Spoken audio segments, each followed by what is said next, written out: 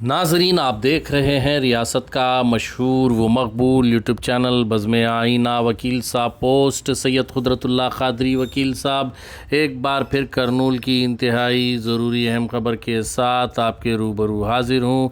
ख़बर यह है कि आज करनूल के सी कैम्प सेंटर में वाक़ टीजीवी कला क्षेत्र में सीमा रैतु कन्नीटी विता के नाम से एक किताब लॉन्च की गई।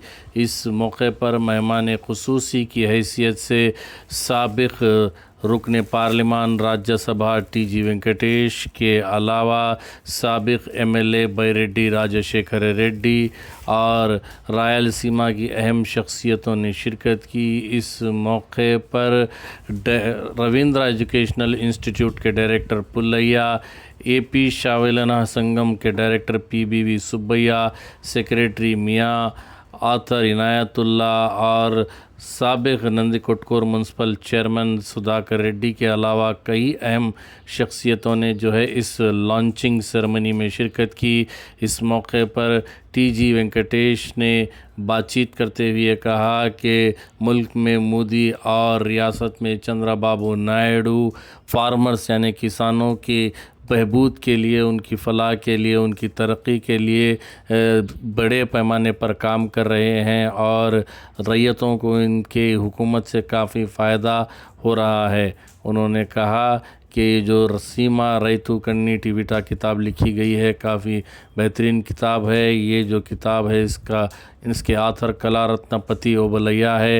ये किताब की रस्म इजरा करने के बाद टीजी वेंकटेश और बैरेड्डी राजशेखर रेड्डी ने बताया कि ये चीफ मिनिस्टर चंद्रबाबू नायडू और मोदी की क़ियादत में बड़े पैमाने पर हमारा इलाक़ा रायलसीमा तरक्की कर रहा है। उन्होंने कहा कि निंदयाल एमपी बैरेड्डी शबरी भी रायलसीमा की आवाज़ बनकर पार्लियामेंट में हमारे मसाइल को हल करने में काम कर रही हैं। आप देखिए ये ख़ुसूसी रिपोर्ट। सैयद कुदरतुल्लाह क़ादरी वकील साहब को दीजिए इजाज़त। आप सिर्फ हमारा वीडियो ही नहीं देखें बल्कि इसे सब्सक्राइब भी करें और कमेंट भी करते रहें ताकि हमको मालूम हो सके कि हमारे वीडियो कहाँ तक रीच हो रहा है। आप देखिए ये ख़ुसूसी रिपोर्ट। सैयद कुदरतुल्लाह क़ादरी वकील साहब को दीजिए इजाज़त। अगर आप हमारे चैनल को अब तक सब्सक्राइब नहीं किए हैं तो ज़रूर सब्सक्राइब करें, लाइक करें, शेयर करें, कमेंट करें, बेल बटन दबाना ना भूलें ताकि लेटेस्ट वीडियोस आप तक बआसानी से दस्तयाब हो सके।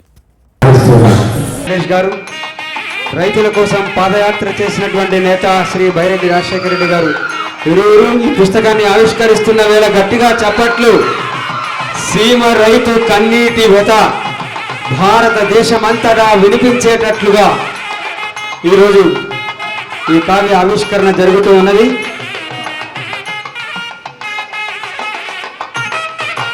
వెంటనే ఈ పుస్తకాన్ని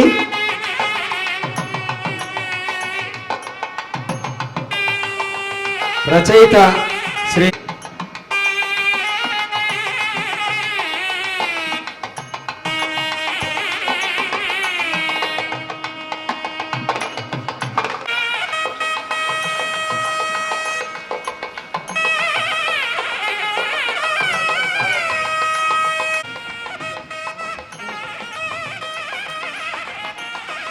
గ్రంథ స్వీకర్త బైరెడ్డి రాజశేఖర రెడ్డి గారిని గౌరవనీయులు టీజీ వెంకటేష్ గారు సన్మానించారు.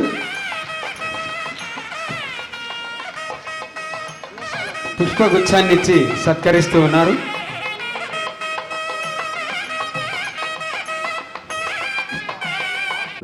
బిల్లిరెడ్డి గారు, పుల్లయ్య గారు, కృష్ణారెడ్డి గారు అందరూ టీజీవీ కళాక్షేత్రం డ్యాన్స్ అకాడమీ తరఫున గత 10 సంవత్సరాల నుంచి దేశవ్యాప్తంగా ప్రదర్శనలు ఇస్తూ డాక్టరేట్ పొందిన సందర్భంగా వారికి టీజీవీ కళాక్షేత్రం టీవీ వెంకటేష్ గారి తరఫున సన్మానం చేస్తారు. ఎక్కడమ్మా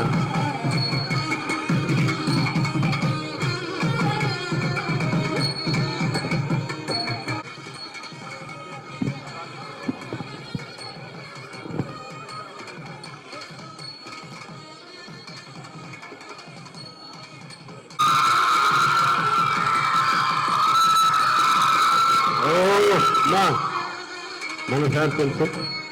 తర్వాత సుధాకర్ రెడ్డి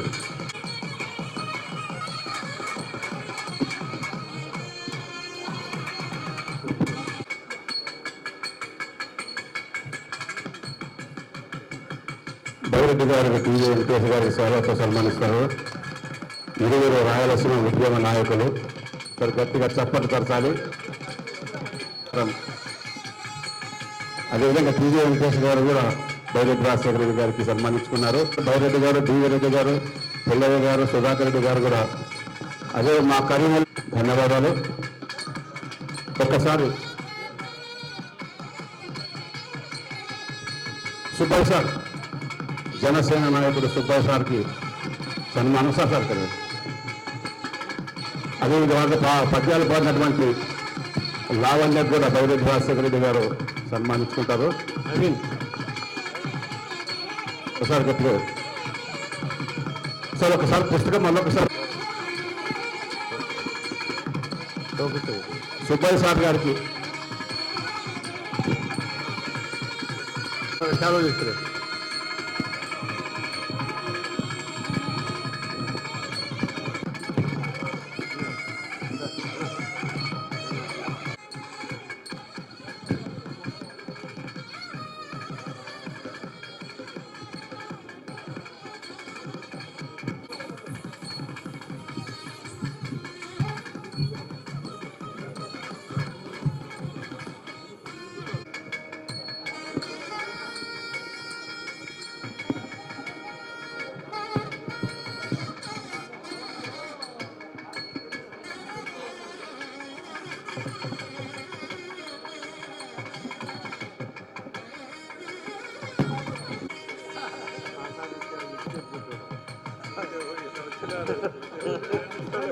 పాదయాత్ర మొదలుపెట్టిన నాయకుడు శ్రీ బైరెడ్డి రాజశేఖర రెడ్డి గారు ప్రసంగిస్తారు. బైరెడ్డి గారు మాట్లాడేటప్పుడు వినాలి. ఉద్యమం వెనుక రాయలసీమ చెప్పేటప్పుడు వచ్చినటువంటి ప్రతి ఒక్కరికి హృదయపూర్వక శిరస్సు వంచిత వందనాలు తెలియజేస్తున్నాను. మామూలుగా స్టేజ్ మీదకి నేను వచ్చి రెగ్యులర్గా మాట్లాడను, ఎప్పుడో అంతా డెస్క్లో ఉంటాం కాబట్టి మా జర్నలిస్ట్. ఈరోజు డిఫరెంట్ కార్యక్రమం ఇది, కళావేదిక. మళ్ళీ ఈ కళావేదికలో రచయితలకు, ఉపాధ్యాయులకు, అలాగే కళాకారులకు, రైతులకు, విద్యావంతులు, పుల్లయ్య లాంటి వారు, మరి బివి రెడ్డి గారు బ్రహ్మర్షి లాంటి వారు, ఆయన కళాకారుడు బ్రహ్మర్షి అని, మన బైరెడ్డి గారు ఉద్యమ నాయకుడు, అందరూ ఉన్నారు ఇక్కడ. ఈ సభకు ఒక విధమైన అందం ఉంది, ఆనందం ఉంది, హ్యాపీనెస్ ఉంది. ఇప్పుడు రెండు విషయాలు, ఓబులే కూడా రైతు అని బొమ్మ వేసుకున్నాడు, చాలా చక్కగా ఉన్నది. ఈయన కళాకారుడు కదా, అన్ని కళలో ఉంటాడు. మళ్ళీ అది కళనో లేకపోతే నిజంగా రైతు నాకు తెలియదు, కానీ రైతు అని ఆయన చెప్పుకున్నాడు కాబట్టి ఆయన ఒప్పుకుంటాం. ఆయన నిజంగానే రైతు, అందుకే చెప్తున్నాడు. మీ ఊరేనా? సో కన్ఫర్మ్ చేస్తున్నావు పోలీస్ ఆఫీసర్. ఓకే, ధన్యవాదాలు. మా కళాకారునిగా పరిచయము, ఉపాధ్యాయునిగా పరిచయము, మీడియా రిప్రజెంటేటివ్గా మీడియాలో ఉండేవాడు ఈనాడులో, దాంతో పరిచయము. మరి ఎన్నో కళలకు కల్పిన ఆవిర్భవించిన మన ఓబులే గారు. ఓబులే గారు సుపరిచితులు, ముందు నుంచి ఎంతో స్నేహంగా ఉంటూ ఈ కళాక్షేత్రాన్ని నాకు తోడు వాదోటుగా ఉంటూ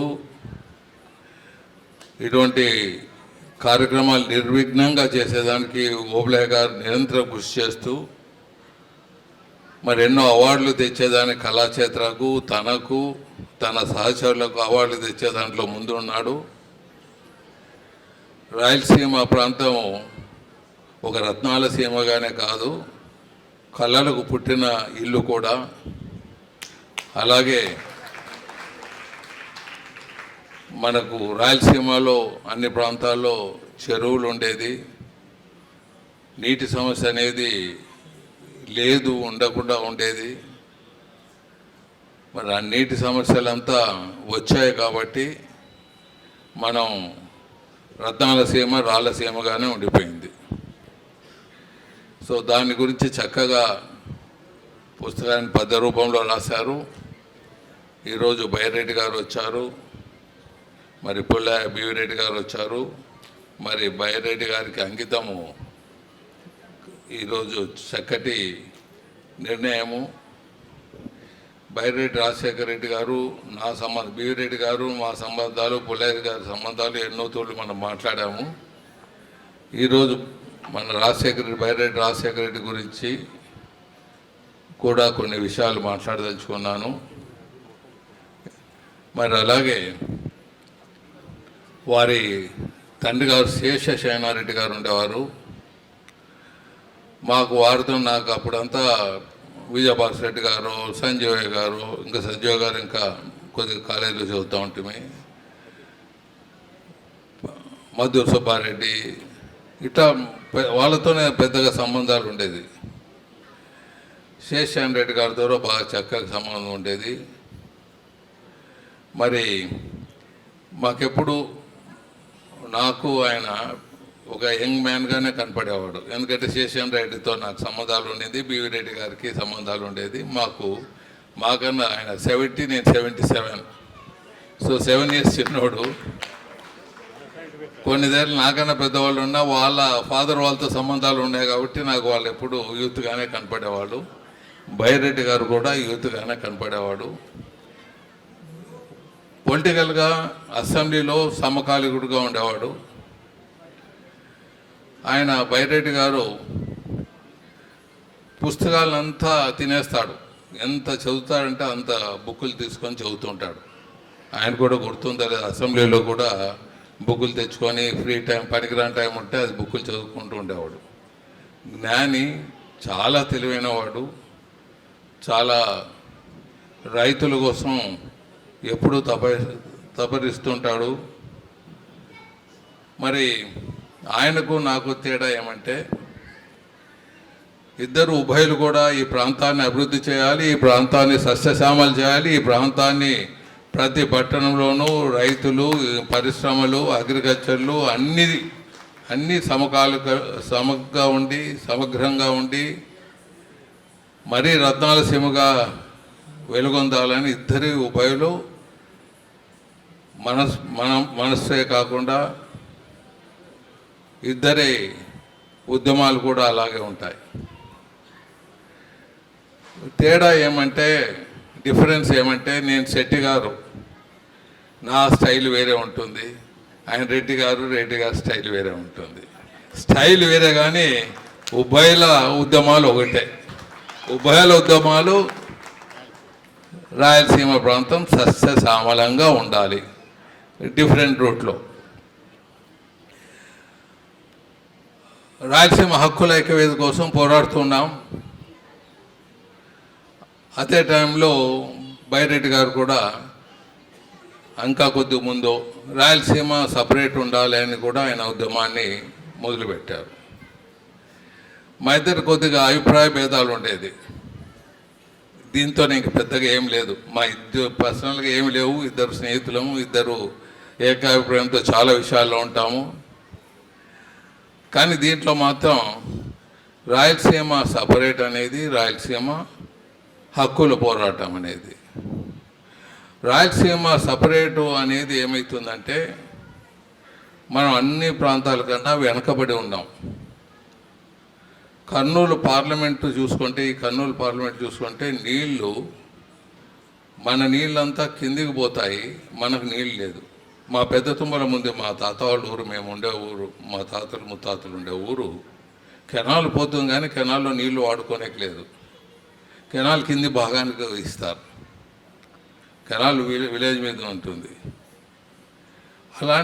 ఇలాంటి పరిస్థితి మనకు. ఎల్ఎల్సి ఉంది, ఆడ కర్ణాటక వాళ్ళు కొట్టుకోపోతారు, నీళ్ళు ఇక్కడికి రావు. సో మనం అన్ని ప్రాంతాల కన్నా వెనకబడి ఉన్నాం. రాయలసీమ ప్రాంతం సపరేట్ అయితే అభివృద్ధి చెందేకి అవకాశాలు ఉంటాయి, అభివృద్ధి చెందకుండా చెడిపోయేదానికి కూడా అవకాశాలు ఉంటాయి. మనకేమవుతుందంటే, ఈ ప్రాంతంలో విడిపోవాలనేది చాలా కష్టమైన పరిస్థితి. రాయలసీమ ప్రాంతం మనకు 2 నాయకులు ఉన్నారు మేము ఉద్యమాలు మొదలుపెట్టినప్పుడు. ఒకటి రాజశేఖర రెడ్డి గారు, ఇక్కడ చంద్రబాబు గారు. మొత్తం ఆంధ్ర, తెలంగాణ, రాయలసీమ అన్ని పరిపాలించే ఇద్దరు నాయకులు అక్కడ ఉన్నారు. ఇద్దరు నాయకులు రాయలసీమకు సంబంధించిన వాళ్ళు. వాళ్ళని కాదని, ఇద్దరు ఉభయలను కాదని, ఎందుకంటే ఉభయలు ఇక్కడ రాయలసీమలో ఏమంటే అటాచ్మెంట్ పబ్లిక్, ఇక్కడ ఇండివిజువల్గా అలా ఆలోచనించి కరెక్టు నిర్ణయించే చాలా తక్కువగా ఉంటాయి.